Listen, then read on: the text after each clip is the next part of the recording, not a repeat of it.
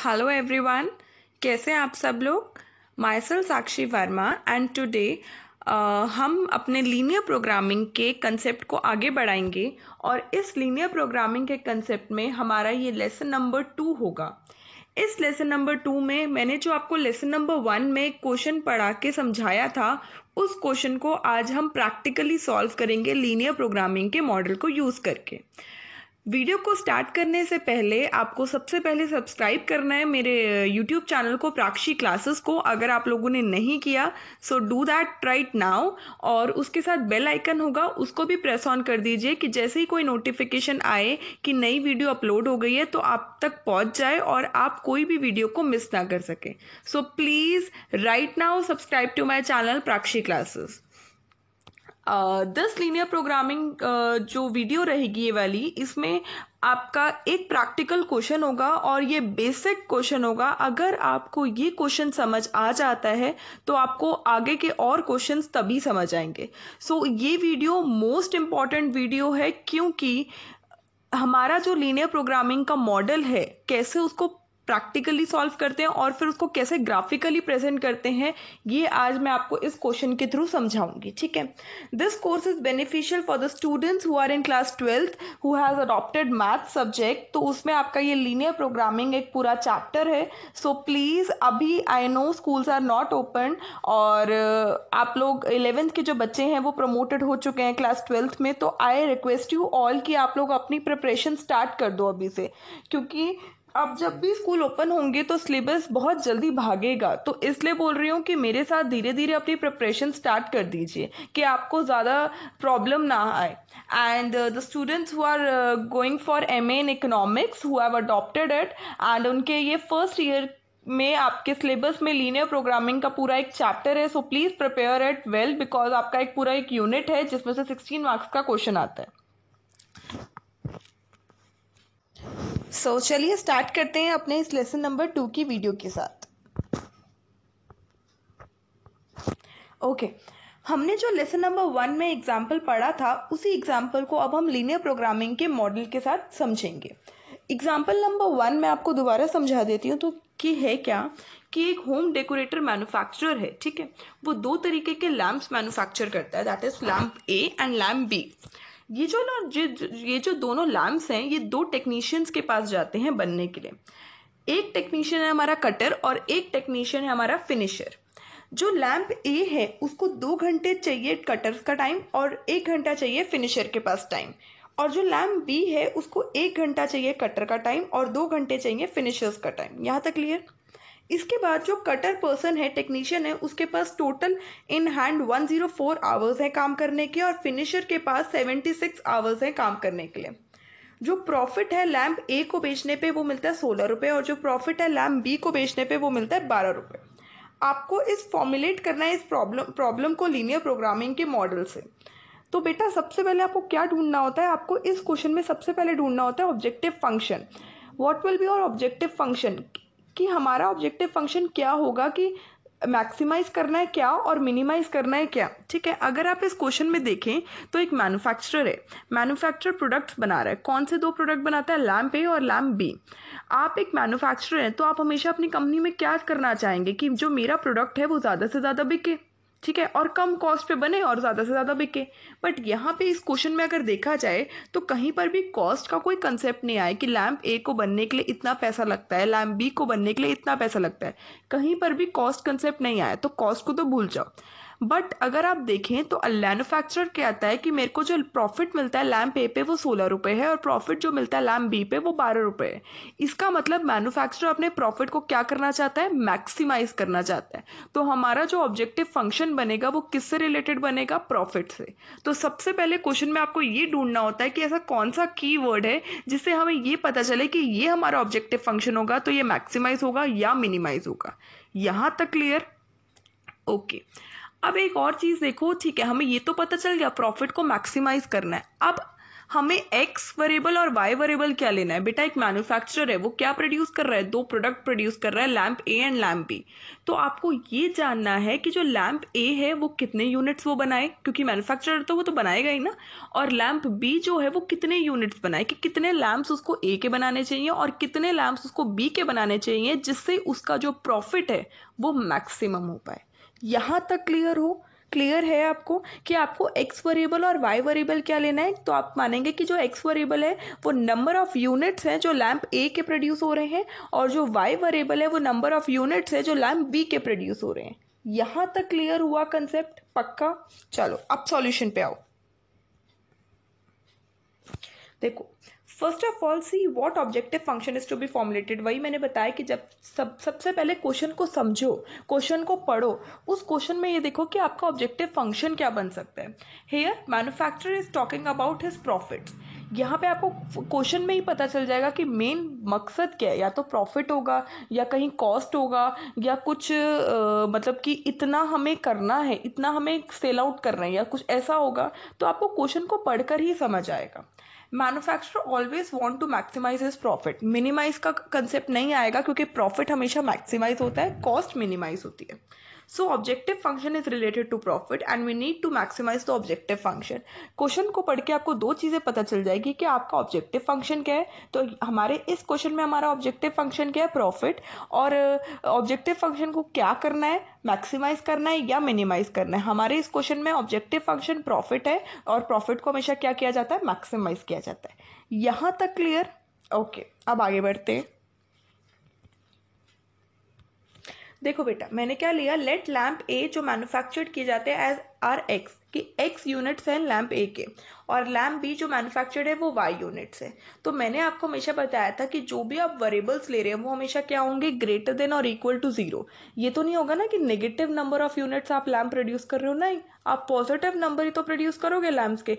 500 units या 550 units या आपके 350 यूनिट्स ही तो प्रोड्यूस करोगे, -350 यूनिट्स तो नहीं प्रोड्यूस करोगे ना। तो हमेशा याद रखना, जो भी वेरिएबल आप ले रहे हो, एक्स या x1 या x2 या x या y या z या x, कुछ भी, वो हमेशा ग्रेटर देन और इक्वल टू 0 होगा, और ये हमेशा क्या होगी? एक इक्वेशन बन जाएगी। तो ये मेरी इक्वेशन नंबर 1 बन गई। यहां तक क्लियर? ओके। अब जो भी आपको क्वेश्चन दिया जाता है उस क्वेश्चन को आपको हमेशा क्या याद करना है? हमेशा एक टेबल फॉर्म में बनाने की कोशिश करना, ठीक है। अब जब आपने एक टेबल बनाया तो अब आपको कैसे पता चलेगा कि ये टेबल ऐसे ही बनेगी? अब क्वेश्चन पे आओ ध्यान से, मैं स्टेप बाय स्टेप भी सिखा रही हूँ कि करना क्या है, ठीक है। हमेशा याद रखना, क्वेश्चन में आपको जो चीज लिमिट करके दे दी ना, वो हमेशा याद रखना ऐसे फॉर्म में आएगी। कैसे फॉर्म में आएगी? ऐसे फॉर्म में। दोबारा बोल रही हूँ, आपको जो चीज भी लिमिट करके दे दी, रिस्ट्रिक्शन लगा के दे दी, तो वो हमेशा आपको कैसे लिखनी है? ऐसे फॉर्म। ऐसे फॉर्म का मतलब अब सिखाऊंगी। अब अगर इस क्वेश्चन में देखो तो उन्होंने ये बोला है कि जो लैंप ए है उसको 2 घंटे चाहिए कटर का टाइम और 1 घंटे चाहिए फिनिशर का time. This is not limit. इसमें ये बताया है कि कटर के पास जब हमारा लैंप ए जाता है तो वहां 2 घंटे लगाता है, तो वो जाके लैंप बनता है। ये लिमिट नहीं है। लिमिट बेसिकली है क्या? ध्यान से पढ़ना। लिमिट ये है कि जो कटर है उसके पास 104 घंटे ही है।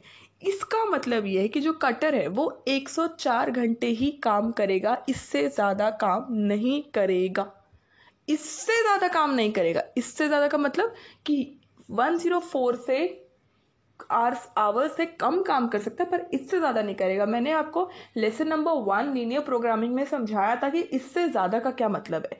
और ये वैसे भी कौन सी सिचुएशन है? मैक्सिमाइज की सिचुएशन है या मिनिमाइज की सिचुएशन है? मैक्सिमाइज की सिचुएशन है। और मैक्सिमाइज की सिचुएशन में मैंने आपको क्या बताया था कि कौन सा इनइक्वालिटी का साइन आएगा? लेस देन और इक्वल टू का साइन आएगा। बताया था ना, क्योंकि इससे ज्यादा काम नहीं करेगा, इसका मतलब यही है, लेस देन और इक्वल टू। और जो फिनिशर है उसके पास 76 आवर्स है, इससे ज्यादा ये काम नहीं करेगा। This is our limit. बात क्लियर हुई है? तो ये जो कटर है ये 104 घंटे तो करेगा काम, ठीक है, 104 घंटे से ज्यादा काम नहीं करेगा। बेटा ये जो कटर है क्या ये सिर्फ लैंप ए पे काम कर रहा है? नहीं भाई, लैंप ए को भी बनाता है और लैंप बी को भी बनाता है। इसका मतलब है आपको जो टेबल बनानी है वो कटर को ध्यान में रखते हुए कि कटर यहाँ पे बैठा है, मान लो ये कटर पर्सन है, ये लैंप ए को भी बनाता है, लैंप बी को भी बनाता है, और टोटल कितना टाइम लेता है ये यहाँ आएगा। अब समझ आया कि टेबल को कैसे फॉर्मुलेट करना होता है। कुछ भी आपको चीज़ें अगर गिवन होंगी तो हमेशा याद रखना, जो भी चीज़ लिमिट में होती है वो हमेशा दोनों काम पे होती है। हो सकता है आपको क्वेश्चन में बोला जाए 3 प्रोडक्ट बन रहे हैं, तो जो भी चीज़ लिमिट में हो सकता है वहां पे बोला गया आपको कि मशीन 1 जो है वो प्रोडक्ट ए भी बनाती है, प्रोडक्ट बी भी बनाती है, प्रोडक्ट सी भी बनाती है, तो मशीन 1 300 घंटे ही काम करेगी। तो याद रखना कि मशीन 1 जो है वो लिमिट है, तो मशीन 1 सिर्फ एक प्रोडक्ट पे काम नहीं कर रही, तीनों प्रोडक्ट पे काम कर रही है, तो हमेशा रो वाइज में ही आएगा। यहां तक समझ आए कि जब भी कोई चीज आपको लिमिट करके रिसोर्स दे दी जाती है तो उसे हमेशा रो के हिसाब से लिखने की कोशिश करना। This is a row and this is a column. Standing में हो तो वो कॉलम होता है और स्लीपिंग में हो तो वो रो बन जाती है। यहां तक क्लियर? ओके, अब देखो टेबल पे आओ। देखो बेटा, ये एक्स कितने नंबर ऑफ यूनिट्स लैम्प ए के एक्स बन रहे हैं, ठीक है, और नंबर ऑफ यूनिट्स जो लैम्प बी के बन रहे हैं वो वाई यूनिट्स बन रहे हैं, और टोटल टाइम जो कटर है वो लैम्प ए भी बनाता है और लैम्प बी भी बनाता है, इसलिए मैंने इसको रो की फॉर्म में लिखा। दिस इज माई रो, ठीक है। कटर जो है लैम्प ए को बनाने के लिए 2 घंटे लगता है और कटर को लैम्प बी बनाने के लिए 1 घंटा ही लगता है। फिर फिनिशर की बात करें, फिनिशर को लैम्प ए बनाने के लिए 1 घंटा चाहिए और फिनिशर को लैम्प बी बनाने के लिए या ठीक करने के लिए 2 घंटे चाहिए। यहां तक क्लियर हुआ? ओके। कटर के पास टोटल टाइम क्या है बेटा? 104, और फिनिशर के पास टोटल टाइम क्या है? 76। यहां तक क्लियर? अब दूसरी बात, ये तो टेबल बन गई। अब आप ये देखो कि आपको जो टाइप ए लैम्प है उस पे प्रॉफिट की बात हो रही है, तो प्रॉफिट यहां लिखना है। टाइप ए पे लैम्प पे कितना प्रॉफिट मिल रहा है आपको? 16 रुपए, और बी लैम्प पे कितना प्रॉफिट मिल रहा है? 12 रुपए। This is my final table. यहां तक क्लियर हुआ? पक्का?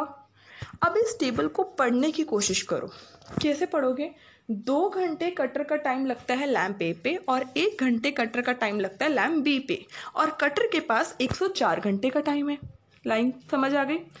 1 घंटे का टाइम लगता है फिनिशर का लैम्प ए पे और 2 घंटे का टाइम लगता है फिनिशर का लैम्प बी पे, और फिनिशर के पास 76 आवर्स है टोटल। तीसरी लाइन, 16 रुपए हम लैम्प ए के प्रॉफिट पे कमाते हैं और 12 रुपए हम लैम्प बी के प्रॉफिट पे कमाते हैं। यहां तक क्लियर? ये 3 लाइन समझ आई? ये 3 लाइंस नहीं है, पहली बात, ये 3 क्या है? इक्वेशंस है। अब क्लियर हुआ कैसे कैसे मैं एक एक स्टेप पे आ रही हूँ? ये 3 इक्वेशंस हैं और ये तीनों इक्वेशंस कौन सी होंगी? लीनियर इक्वेशंस होंगी, क्योंकि हम लीनियर प्रोग्रामिंग मॉडल कर रहे हैं और लीनियर प्रोग्रामिंग मॉडल में जो भी इक्वेशंस बनेंगी वो लीनियर वाइज बनेंगी। लीनियर मीन्स क्या सिखाया था मैंने लेसन नंबर 1 में कि उनकी डिग्री क्या होगी? 1 होगी। किसकी डिग्री? वेरिएबल्स की डिग्री। ये सब मैंने आपको लेसन नंबर 1 में कराया है। So please watch the lesson number 1। सबसे पहले आपको लेसन नंबर वॉच करना है, क्योंकि बेसिक क्लियर होगा तभी आप आगे नेक्स्ट स्टेप पे पहुंच पाएंगे, क्योंकि ये टॉपिक आपको तभी समझ आएगा जब आपको लीनियर प्रोग्रामिंग का कंसेप्ट समझ आएगा, ठीक है। So please watch the lesson number 1 of linear programming first. ये 3 इक्वेशंस क्लियर हुई। अब इन 3 इक्वेशंस को वेरिएबल्स की फॉर्म में लिखना है। अभी ये टेबल फॉर्म में है, अब इनको वेरिएबल की फॉर्म में लिखना है। तो कैसे लिखोगे अब वो भी देखो, ध्यान से पढ़ना। ये जो 2 घंटे हैं ये लैम्प ए पे लग रहे हैं, ठीक है। ये 2 घंटे लैम्प ए पे लग रहे हैं। हमें तो पता नहीं है कितना लैम्प ए बन रहे हैं। एक लैम्प को बनाने के लिए 2 घंटे लग रहे हैं, but x number of units of lamp को बनाने के लिए कितने घंटे लगेंगे? 2x। जितने लैम्प होंगे उतने घंटे से मल्टीप्लाई हो जाएगा, तो 2x।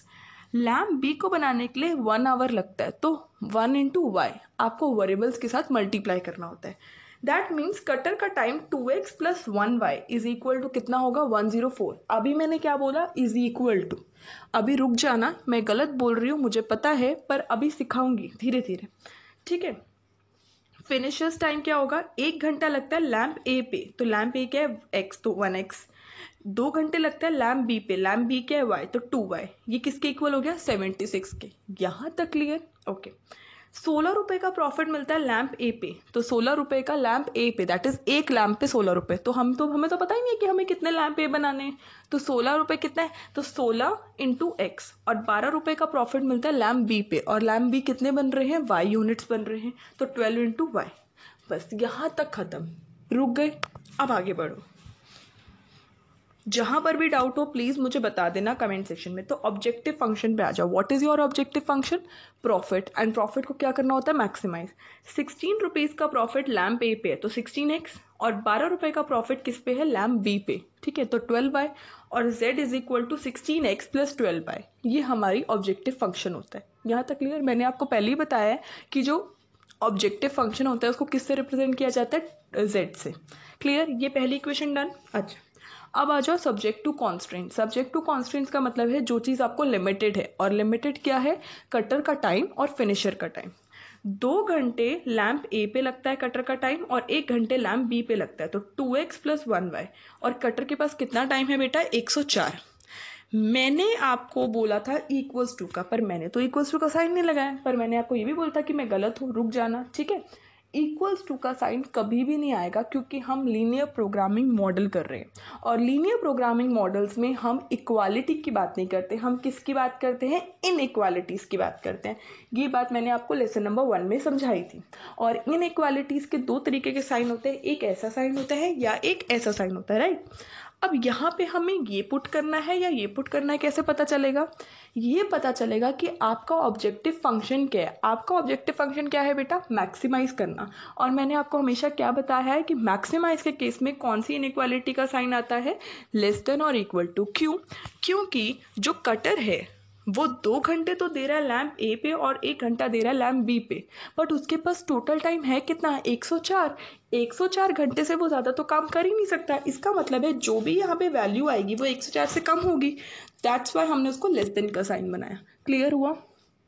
फिर जो फिनिशर है, फिनिशर 1 घंटा टाइम देता है लैम्प ए पे, तो लैम्प ए क्या है, x, तो 1 इंटू एक्स। और 2 घंटे टाइम देता है लैम्प बी पे, तो 2 इंटू वाई। दोनों को ऐड करना है, ऐड करके क्या कर देना है, 76 से लेस देन, क्योंकि 76 घंटे से वो ज़्यादा काम कर नहीं सकता फिनिशर। और तीसरी इक्वेशन क्या होगी कि हमेशा x और y क्या होंगे, ग्रेटर देन और इक्वल टू 0 होंगे। These are the constraint equation and this is the objective function equation. यहाँ तक क्लियर हुई? पक्का? चलिए अब आगे बढ़ते हैं। आगे क्या है, आगे सबसे पहले आपको एक इक्वेशन उठानी है। अच्छा, अब एक और चीज़ याद रखना, जब हम इन इक्वेशंस को, जो हमारी सब्जेक्ट टू कॉन्स्ट्रेंट्स, जो इनइक्वालिटीज की इक्वेशन होती है, this is an inequality equations. जब भी हमारी इनइक्वालिटी इक्वेशंस होती हैं, इनको अगर हमें ग्राफ पे प्लॉट करना होता है, तो हमेशा याद रखना हम कभी भी इनइक्वालिटी की इक्वेशन को ग्राफ पे प्लॉट कर ही नहीं सकते। ग्राफ पे हमेशा इक्वालिटी की इक्वेशंस प्लॉट की जाती है। तो अगर मुझे इन इक्वेशंस को ग्राफ पे प्लॉट करना है, तो इनइक्वालिटी का साइन किस में बदल जाएगा, इनइक्वालिटी का साइन किस में बदल जाएगा, इक्वल्स टू के साइन में। बात क्लियर हुई? पक्का? ठीक है। तो अब देखो मैंने क्या किया, ये मेरी इक्वेशन है पहली, 2x plus 1y is less than equal to 104। मुझे ग्राफ पे प्लॉट करना है तो मुझे साइन बदलना पड़ेगा, तो मैंने नीचे साइन बदल दिया, 2x plus y is equal to 104। यहाँ तक क्लियर? अब अगर मुझे ग्राफ पे प्लॉट करना है तो मुझे x और y के कोऑर्डिनेट्स पता होना चाहिए, तभी तो मैं ग्राफ पे प्लॉट करूंगी। तो हमेशा याद रखना क्या करना है, आपको एक वेरिएबल को एक तरफ रखना है लेफ्ट हैंड साइड, और बाकी सारी चीज़ों को राइट हैंड साइड पे ले जाना है। मैंने यहाँ पे सोचा कि y को इधर रख लेते हैं और बाकी सबको उधर ले जाते हैं। तो जब मैंने y को इधर रखा, y को जब मैंने इधर ही रखा, 104 इक्वल्स टू के इधर है, 2x उधर चला गया 104 के, तो माइनस 2x हो गया। यहाँ तक क्लियर? तो मेरे पास इक्वेशन क्या बन के रेडी हो गई, 104 minus 2x is equal to y। अब ग्राफ पे प्लॉट करने के लिए आपको क्या करना है, पुट करनी है वैल्यूज, ठीक है। मान लो x को मैंने क्या पुट किया, 50, कुछ भी पुट कर सकते हो। x को अगर 50 पुट किया तो 50 इंटू 200, 104 में से 100 गया तो 4। फिर मैंने x को 40 पुट किया, x को 40 पुट किया तो 40 इंटू 2 कितना होता है, 80। 104 में से 80 माइनस किया तो कितना आता है, 24। x को मैंने 52 पुट किया, 52 इंटू 2 104 होता है, 104 माइनस 104 इज इक्वल टू 0। ज़्यादातर कोशिश करो कि स्मॉल स्मॉल फिगर्स आंसर आए, इसलिए मैंने क्या किया, ये सारी वैल्यूज़ को पुट किया, ठीक है। आप कुछ भी पुट कर सकते हैं, तो वैल्यूज़ जो भी निकलेगी आपको क्या करना है, x की वैल्यू पुट करनी है और y की वैल्यू निकालनी है। ये आप लोगों ने 8th 9th में किया था जब आप ग्राफ प्लॉटिंग करते हैं, ठीक है। तो यहाँ तक ये आंसर आ गया। अब दूसरी इक्वेशन उठाओ, 1 इंटू एक्स क्या होता है, x plus 2y is less than और इक्वल टू 76। वही चीज़ मैंने बताया, ग्राफ पे प्लॉट करना है तो इनइक्वालिटी का साइन किस में बदल जाएगा, इक्वल टू के साइन में। यहाँ पे मैंने x को इधर ही रखा, 76 माइनस 2y उधर ले गई, तो इक्वेशन क्या बन गई, x is equal to 76 minus 2y। आप किसी को भी एक वेरिएबल को आप लेफ्ट हैंड साइड रखेंगे और दूसरे सारे वेरिएबल्स को और नंबर को राइट हैंड साइड पे ले जाएंगे। ये कोई ज़रूरी नहीं है कि x को ही रखना है लेफ्ट हैंड साइड या y को ही रखना है, आप किसी भी वेरिएबल को रख सकते हैं, ठीक है। फिर अब आपको क्या करना है, x और y की वैल्यू निकालनी है। यहाँ y पुट होगा तो x की वैल्यू आएगी। मैंने y को पुट किया 20, ठीक है, मैंने y को पुट किया 20, 20 इंटू 2 40, 76 में से 40 गया तो 36 बचा, तो x की वैल्यू 36। फिर मैंने y को पुट किया 30, 30 इंटू 2 कितना होता है 60, 76 में से 60 गया तो इट इज 16। फिर मैंने y को पुट किया 38, 38 को 2 से मल्टीप्लाई किया तो 76, तो 76 माइनस 76 इज 0। यहाँ तक क्लियर हुआ, ये वैल्यूज आ गई और ये वैल्यूज आ गई। अब क्या करना है, अब इनको ग्राफ पे प्लॉट कर देना है। बात क्लियर हो रही है? पक्का? ओके, तो देखो मैं पहले आपको प्लॉट करके दिखाती हूँ कि मैंने कैसे प्लॉट किया। हाँ, ये देखो, मैंने पहले यहाँ पे एक्स एक्सिस पे लैम्प ए यूनिट्स लिए हैं, दैट इज एक्स लिया है, और वाई एक्सिस पे मैंने क्या लिया है, वाई लैम्प बी के यूनिट्स, ठीक है। तो पहला जो पॉइंट था, अब ध्यान से देखिएगा, हमारी ये जो लाइन जा रही है, ये आपकी लाइन जा रही है 2x plus y is equal to 104 की, और ये हमारी लाइन जा रही है x plus 2y is equal to 76। ये पहली लाइन ये है और दूसरी लाइन ये है, ठीक है। ओके, अब कैसे प्लॉट किया है, पहले हम पॉइंट्स देख कर आते हैं कि क्या क्या पॉइंट्स थे, ठीक है। पीछे आ जाओ, ये देखो, पहले ये पॉइंट्स याद कर लो। जो पहली वाली लाइन है वो 104 वाली लाइन है, और पॉइंट्स क्या हैं, x 50 है तो y 4 है, 40 24 और 52 0। हम पढ़ते हैं, हमेशा याद रखना कैसे पॉइंट्स पढ़ते हैं, x कॉमा y। तो पहले x आता है तो 50 कॉमा 4, फिर 40 कॉमा 24, फिर 52 कॉमा 0, राइट। तो अब आ जाओ कैसे प्लॉट करना है। ये देखो बेटा, एक पॉइंट था 52,0, राइट, ये रहा 52,0। तो बेटा 52 कहाँ है, एक्स एक्सिस पे, तो मैंने 5 के गैप पे रखा है। 50 के बाद 55 आता है, बट यहाँ पे पॉइंट क्या है 52, राइट, ये 52,0 है। फिर दूसरा पॉइंट क्या बताया था मैंने आपको, दूसरा पॉइंट मैंने आपको बताया था 40,24। 40 एक्स एक्सिस पे है तो यहाँ से सीधा चला, और 24 वाई एक्सिस पे तो यहाँ से सीधा चला। तो ये कौन सा पॉइंट हो गया, 40,24। यहाँ तक क्लियर। और एक पॉइंट आपका है 50,4, तो 50,4 ये रहा बेटा, ये आपका 50 है और ये आपका 4 है। जरूरी नहीं है जो आप एक्स एक्सिस पे ले रहे हो वही आपको वाई एक्सिस पे लेना है। मैंने एक वाई एक्सिस पे 4 के गैप से लिया और एक्स एक्सिस के 0 के गैप से लिया। एक पॉइंट ये आ गया, एक पॉइंट ये आ गया, और एक पॉइंट ये आ गया, तो मैंने एक सीधी लाइन खींच दी, ये रही एक लाइन। बात समझ आइए, कंसेप्ट क्लियर हुआ है? पक्का क्लियर हुआ है ना आपको कंसेप्ट? ठीक है, तो ये हमारी एक लाइन आ गई 2x plus y is equal to 104 की। मैंने आपको क्या बताया था, एक स्ट्रेट लाइन ही आई है। देखो ये एक स्ट्रेट लाइन आ रही है, इस पे 3 पॉइंट्स हैं, एक है आपका 40,24, एक है आपका 52,0 और एक है आपका 50,4। क्लियर हुआ पॉइंट? पक्का। अब दूसरे पे आ जाओ।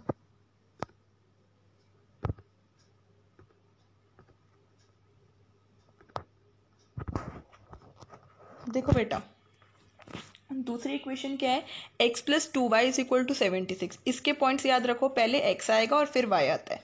x 36 है तो y 20 है, x 16 है तो y 30 है, और x 0 है तो y 38 है, ठीक है। तो अब इसको हम प्लॉट करेंगे ग्राफ पे। तो देखो, अब ध्यान से देखना, अगर आपका x 0 है और y क्या है 38, तो 0,38 एक ये रहा पॉइंट, ठीक है। दूसरा पॉइंट क्या है 16,30, राइट, तो 16x ये रहा, और 30 का है इसके बीच में होगा, 28 और 32 के बीच में 16,30 ये रहा, ठीक है। और दूसरा पॉइंट क्या है आपका 36/20, राइट, तो 36 आपका ये रहा और 20 आपका ये रहा, तो 36,20। एक पॉइंट हीरा, एक पॉइंट हीरा और एक पॉइंट हीरा, तो सीधी एक लाइन खींची मैंने ये रही, और इस लाइन को मैंने क्या नाम दे दिया, x plus 2y is equal to 76। एक लाइन मेरी ये रही, ठीक है, और एक लाइन मेरी ये रही। यहाँ तक क्लियर? ओके। अब देखो, ये दोनों लाइंस जो हैं वो कहीं ना कहीं इंटरसेक्ट कर रही हैं। एक लाइन ये रही और एक लाइन ये रही। अगर आप इसके ग्राफ पे देखोगे तो ग्राफ पे तो डायरेक्टली आपको पता चल जाएगा कि ये 44/16 44,16 पे इंटरसेक्ट करिए। तो देखो ये 44 और ये आपका 16, ठीक है।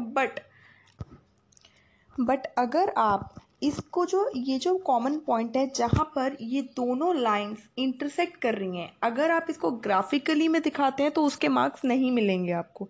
इसका मतलब है we have to solve it practically, that the intersection point क्या है इन दोनों लाइंस का, ठीक है। इसका मतलब इन दोनों लाइंस का जो इंटरसेक्शन पॉइंट है मुझे इसको सॉल्व करके दिखाना है। तो अब आप आओ कैसे सॉल्व करते हैं, अब ये समझना।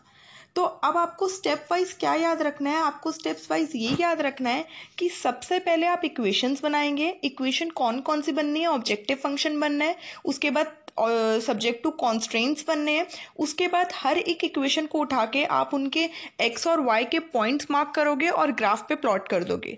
जैसी 2 या 3 लाइंस बन गई उनके इंटरसेक्शंस निकालोगे। ठीक है, तो अब देखो बेटा, now we have to find the intersection of both the lines. पहली लाइन क्या थी हमारे पास, y is equal to 104 minus 2x, और दूसरी लाइन क्या थी, x is equal to 76 minus 2y।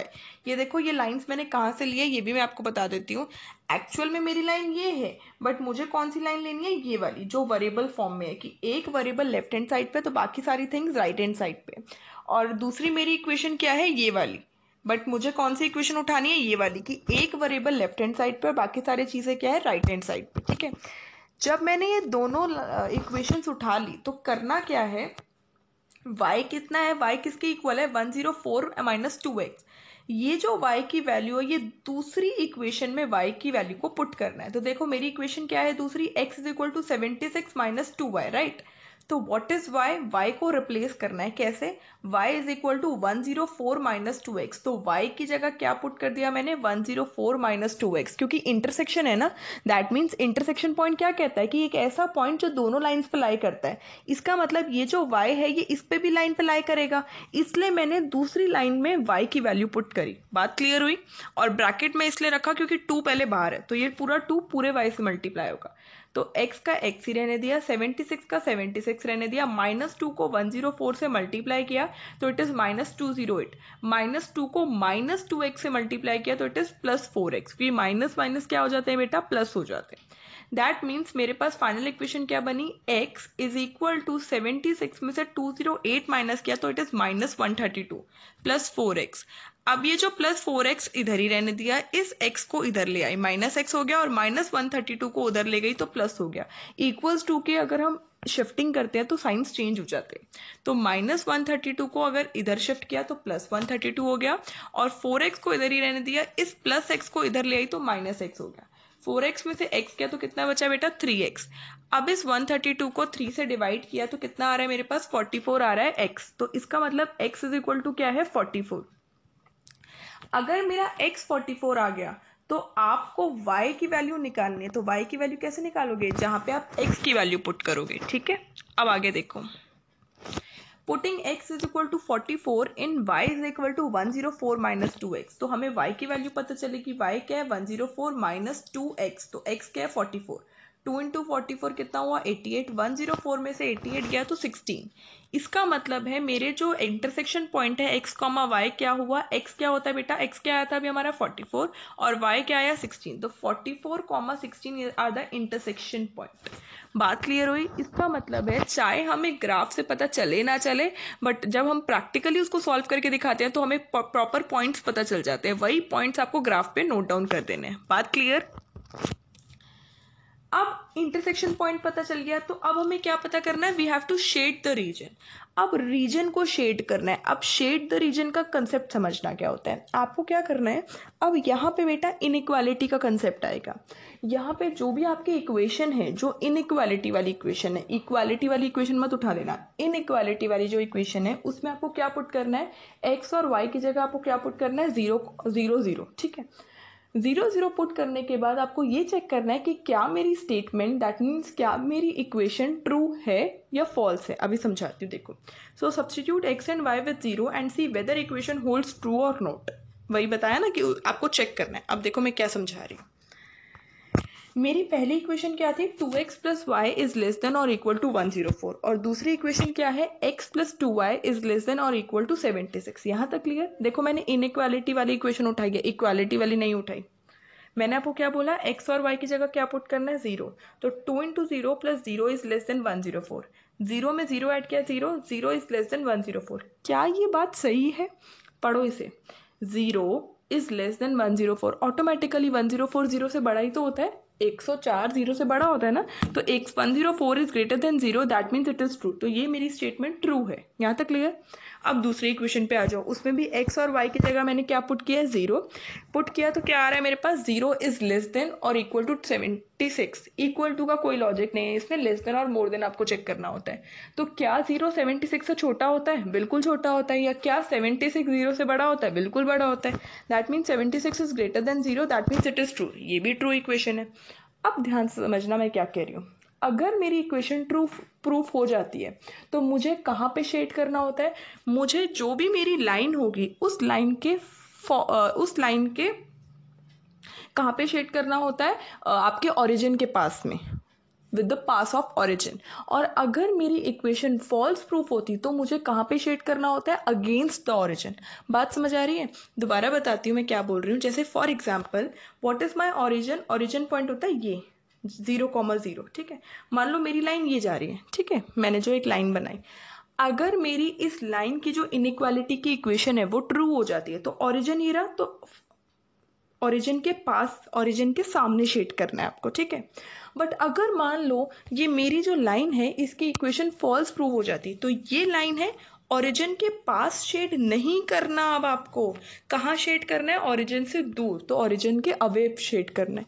बात समझ आई कि शेड द रीजन कैसे पता चलेगा। पहले आपको x और y की जगह 0 0 पुट करना है, फिर आपको चेक करना है कि इनइक्वालिटी की जो इक्वेशन है वो ट्रू है या फॉल्स है। अगर वो ट्रू है तो shade the region towards the origin, और अगर वो फॉल्स है इक्वेशन तो shade the region against the origin. बात क्लियर हुई, ठीक है। अब यहाँ पे हमारी दोनों इक्वेशंस जो हैं वो ट्रू है। इसका मतलब हम कहाँ शेड करेंगे, ओरिजिन की तरफ, तो ओरिजिन के towards. If equation holds true, shade the region of the left side of the line where origin lies.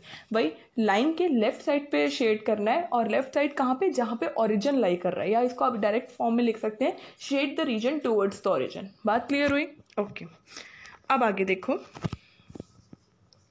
अब मैं आपको शेड करके दिखाती हूँ मैंने कैसे किया। ये देखो बेटा, हमारी ये वाली लाइन थी 2x + y = 104, है ना। ये वाली लाइन ये है, बाकी कुछ बोल जाओ, ये एक्सिस है, ठीक है। This is my origin point. बेटा ये लाइन ट्रू थी, तो इसका मतलब कहाँ शेड होगा, यहाँ पे शेड होगा। देखो शेड करके भी दिखाया हुआ है मैंने, ये देखो मैं दिखाती हूँ आपको, सॉरी। ये देखो बेटा, ये जो लाइन जा रही है ना, एरोज, बड़े बड़े जो एरोज जा रहे हैं, तो ये इस तरफ शेड हो रहा है, देखो हो रहा है ना शेड। बात समझ आएगी। ये इस लाइन की शेडिंग है, इस लाइन की, ठीक है। अब दूसरी लाइन की शेडिंग करेंगे। अब हम दूसरी लाइन की शेडिंग में के लिए भी हमने देखा था कि ये ट्रू थी इक्वेशन हमारी, तो ट्रू थी इक्वेशन हमारी, तो ट्रू के लिए कहाँ शेड करना है, टुवर्ड्स द ओरिजिन। ये मेरी लाइन गेरी, और ओरिजिन कहाँ है, ये रहा। इसका मतलब ये ओरिजिन के पास है, राइट। यहाँ तक क्लियर हुआ, पक्का, ये हाँ पक्का। अच्छा, अब दोनों लाइंस के शेड हो गए। अब हमें कौन सा रीजन ढूंढना होता है, कॉमन रीजन। कॉमन रीजन का मतलब होता है जो दोनों लाइंस हैं उन दोनों लाइंस का शेडेड रीजन कौन सा है, जो कॉमन आ रहा है, कि जो पहली लाइन का भी ऐसा रीजन है जो शेड हो रहा है और दूसरी लाइन का भी वही रीजन शेड हो रहा है। तो कॉमन रीजन ढूंढने की कोशिश करो। अब ध्यान से देखना, जो इस लाइन की एरोज हैं वो छोटे वाले एरोज है ना, दिख रहा है ना आपको, और जो इस लाइन के एरोज हैं वो बड़े वाले एरोज हैं, है ना। अब ध्यान से देखना, बड़े वाले एरोज और छोटे वाले एरोज कहाँ पे मैच कर रहे हैं। देखो छोटे वाले एरोज ये रहे, बड़े वाले एरोज भी ये रहे, यहाँ पे आ रहे हैं। छोटे वाले एरोज ये रहे, बड़े वाले एरोज भी आ रहे हैं। छोटे वाले एरोज आ रहे हैं, बड़े वाले एरोज भी आ रहे हैं। छोटे वाले एरोज आ रहे हैं, बड़े वाले एरोज। बट इस वाली जहाँ पे मैंने डॉट लगाई है वहां बेटा छोटे वाले एरोज तो नहीं है, बड़े वाले एरोज है। इसका मतलब है जो मेरा कॉमन रीजन है वो ये है। कौन सा कॉमन रीजन है, ये वाला। बात समझ आ रही है। जो मैंने शेड भी किया हुआ है, देखो मैंने शेड करा हुआ है, दिख रहा है आपको, ये देखो हल्का हल्का सा शेड किया हुआ है, ये रहा, ये मेरा कॉमन रीजन है, ठीक है। इसका मतलब एक पॉइंट ये रहा, एक पॉइंट ये रहा, जो आपका फिगर बनती है ना, ये क्वाड्रिलेटरल फिगर बन रही है। देखो 1 2 3 4 पॉइंट्स हैं, तो 4 पॉइंट्स जहाँ जिसकी भी फिगर के होते हैं उसको क्वाड्रिलेटरल फिगर बोलते हैं। तो आपको जो अपनी फिगर होती है वो क्लोज्ड रखनी होती है। तो मेरी जो क्लोज्ड फिगर बन रही है वो ऐसे टाइप बन रही है ना। तो कहाँ कहाँ वो क्लोज हो रही है, एक पॉइंट ये रहा, एक पॉइंट ये रहा, एक पॉइंट ये रहा, और एक पॉइंट ये रहा। ये चारों पॉइंट्स को आप क्या बोलते हैं, इन चारों पॉइंट्स को आप बोलते हैं कॉर्नर पॉइंट्स। क्या बोलते हैं, कॉर्नर पॉइंट्स। क्लियर हुआ। कॉर्नर पॉइंट्स कैसे पता चलेंगे? जहां पर भी आपका कॉमन शेडेड रीजन होगा। कॉमन शेडेड रीजन क्या होता है बेटा? जहां पे भी 2 लाइंस या आपकी 3 लाइंस, जितनी भी लाइंस आप बनाएंगे क्वेश्चन के अकॉर्डिंग, वो सारी लाइंस का जो कॉमन पार्ट होगा जो शेडेड है, दोनों लाइंस के शेडेड वाले रीजन को क्या बोलते हैं? Common region. तीनों लाइंस के शेडेड वाले रीजन को क्या बोलते हैं? Common region. जहां पर भी वो कॉमन रीजन मिल जाएगा, आप वहां ये ढूंढेंगे कि ऐसा कौन सी फिगर बन रही है, क्लोज्ड फिगर, वही वाला फिगर जो होगा उसके कॉर्नर, उसके जो टचिंग पॉइंट्स होंगे, उन पॉइंट्स को आप क्या बोलेंगे? Corner points. क्लियर हुआ पॉइंट? ओके। अब इन कॉर्नर पॉइंट्स को आप कैसे ढूंढेंगे? अब ध्यान से देखना। ये देखो बेटा, पहला कॉर्नर पॉइंट क्या है? 0,0, जिसे ओरिजिन बोलते हैं। एक कॉर्नर पॉइंट ये रहा, ये 0 है और वाई एक्सिस पे क्या है? 38, तो 0,38 ए मार्क कर दिया हमने। फिर हमारा जो कॉर्नर पॉइंट है 0,0 जो ओरिजिन है, उसको डी मार्क कर दिया, अल्फाबेट्स मार्क करने। फिर एक कॉर्नर पॉइंट है बी, जिसे हमने मार्क कर दिया 44,16। जरूरी नहीं है ये इंटरसेक्शन पॉइंट ही हो, बट इस क्वेश्चन में हमारा इंटरसेक्शन पॉइंट ही है, तो इट्स नॉट इंपॉर्टेंट। मैंने पहले ही बता दिया, जरूरी नहीं है ये इंटरसेक्शन पॉइंट ही हो, ठीक है। और चौथा पॉइंट क्या है? सी, जिसको हमने नाम दिया 52,0। That means these are the 4 corner points. हमारे ये 4 कॉर्नर पॉइंट्स हैं जो हमें बहुत इंपॉर्टेंट है, ठीक है। अब देखो, ये देखो बेटा, now what ever the common region between both the lines will be the shaded one. जो भी हमारा कॉमन रीजन होगा वो हमारा शेडेड हो जाएगा, ठीक है। अब उस जो कॉमन रीजन आया उसके हमें क्या निकालने हैं? Corner points. तो आपको ऐसे लिख देने हैं, ए क्या है? 0,38, एक कॉर्नर पॉइंट क्या है? बी 44,16, एक कॉर्नर पॉइंट क्या है? सी 52,0 और एक कॉर्नर पॉइंट क्या है? ओरिजिन 0,0, ठीक है। These corner points will be put as x and y in the objective function to see which one is giving maximum value। अब इन कॉर्नर पॉइंट्स की जरूरत क्या है? जो आपका ऑब्जेक्टिव फंक्शन है z, उसमें आपने देखा था हमारा ऑब्जेक्टिव फंक्शन क्या था बेटा? 16x + 12y। इसमें x और y की वैल्यू पुट करनी है। तो पहला कॉर्नर पॉइंट क्या है? a, तो यहाँ पे x क्या है? 0 और y क्या है? 38।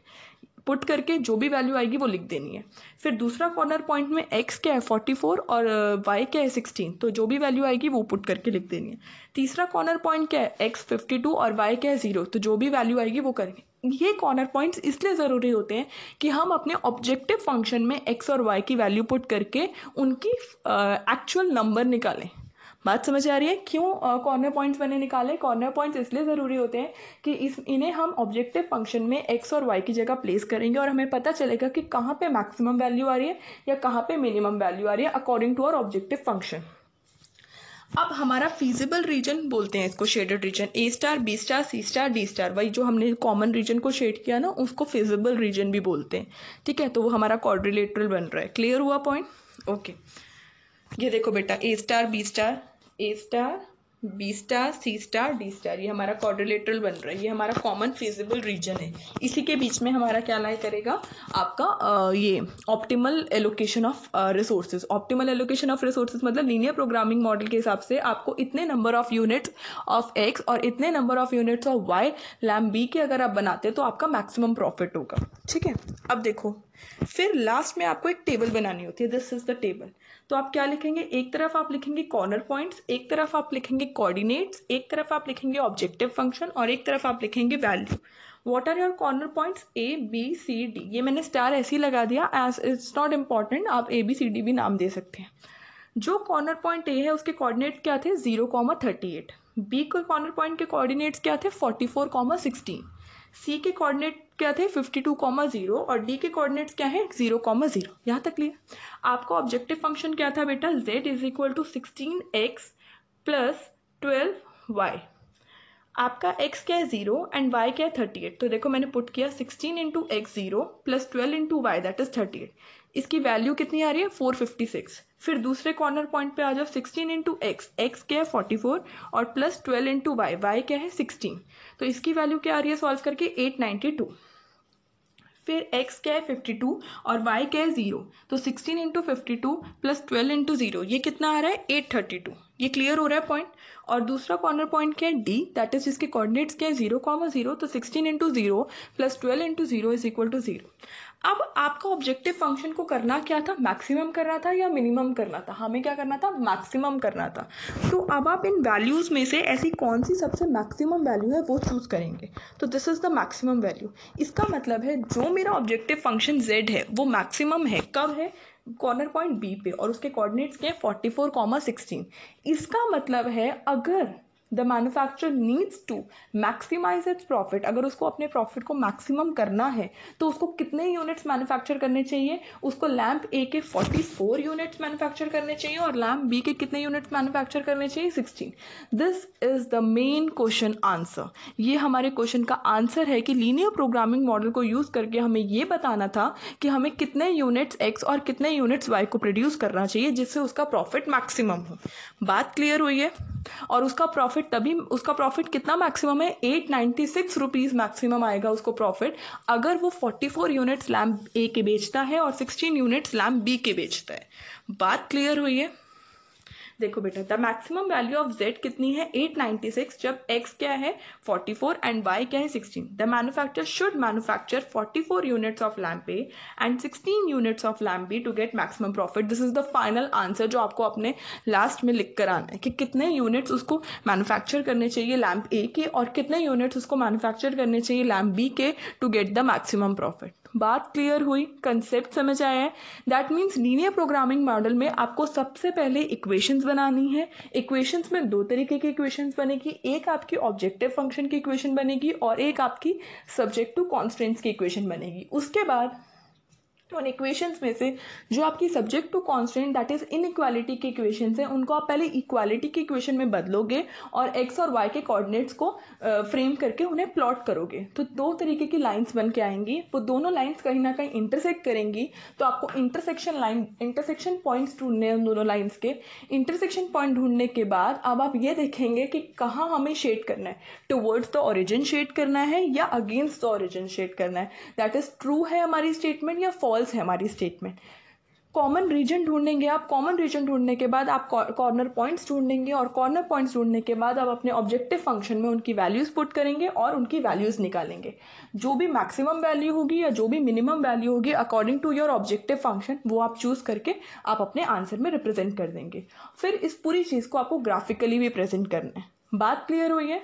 Okay, so thank you so much for watching this video. I hope आपको ये वीडियो पसंद आए और अगर पसंद आएगी तो प्लीज़ लाइक ज़रूर करिएगा and please share with your friends, क्योंकि ये जो वीडियोस हैं ये ज़्यादा से ज़्यादा अगर आपके फ्रेंड्स तक पहुँचेंगी तो आप लोग के कंसेप्ट्स क्लियर होंगे। क्योंकि इस टाइम पे बहुत अच्छा टाइम है कि आप अपने कंसेप्ट्स को क्लियर रखें, समझें, पढ़ें, ठीक है। And please subscribe to my channel Prakshi classes. It's a huge request कि please subscribe to it, because आप कोई भी वीडियो ना मिस करें। मैं ये नहीं चाहती कि मैं वीडियो प्रोवाइड कर दूं बट आप तक ना पहुंचे तो फिर वो मेरा पढ़ाना वर्थलेस है, ठीक है। तो please make it work, make it countable. So please watch the videos, like the videos and share with your friends. So thank you so much, bye bye, take care.